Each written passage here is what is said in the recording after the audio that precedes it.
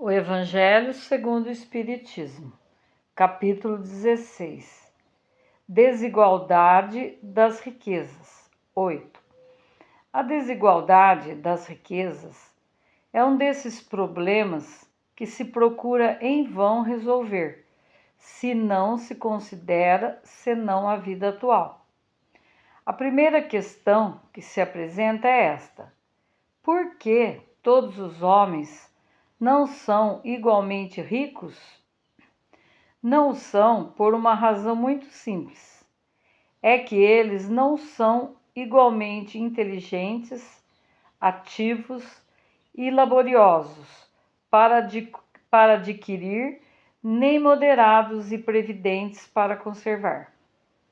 Aliás, é um ponto matematicamente demonstrado que a fortuna igualmente repartida daria a cada qual uma parte mínima e insuficiente, que, supondo-se essa repartição feita, o equilíbrio estaria rompido em pouco tempo, pela diversidade dos caracteres e das aptidões, que, suportando-a possível e durável, cada um tendo apenas do que viver, isso seria o aniquilamento de todos os grandes trabalhos que concorrem para o progresso e o bem-estar da humanidade, que, supondo-se que ela desse a cada um necessário, não haveria mais o aguilhão que compele às grandes descobertas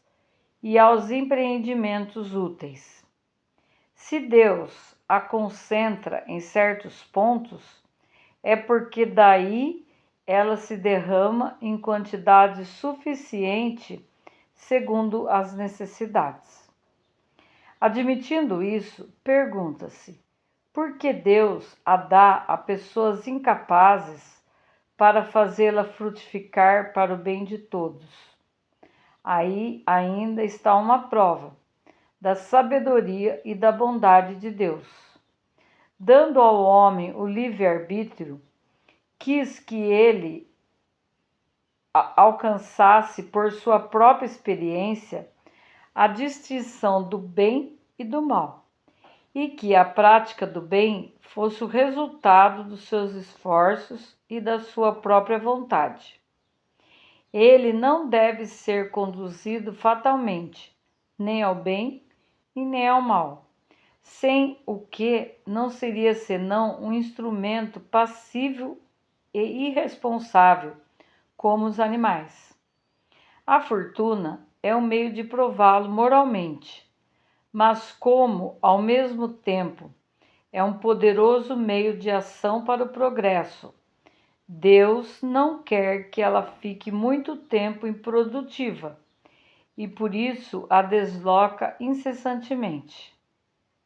Cada um deve possuí-la para experimentar, servir-se dela e provar o uso que dela sabe fazer. Mas, como há a impossibilidade material de que todos a tenham ao mesmo tempo, que, aliás, se todo mundo a possuísse, ninguém trabalharia, e o aprimoramento do globo, com isso, sofreria. Cada um a possui a seu turno. Quem não a tem hoje, já a teve, ou terá numa outra existência.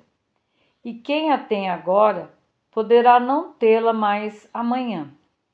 Há ricos e pobres, porque Deus, sendo justo, cada um deve trabalhar a seu turno. A pobreza é para uns a prova da paciência e da resignação. A riqueza é para outros a prova da caridade e da abnegação. Deplora-se com razão o lamentável uso que certas pessoas fazem de sua fortuna, as inóbeis paixões que a cobiça provoca, e se pergunta se Deus é justo em dar a riqueza a tais pessoas. É certo que se o homem não tivesse senão uma existência, nada justificaria essa repartição dos bens da terra.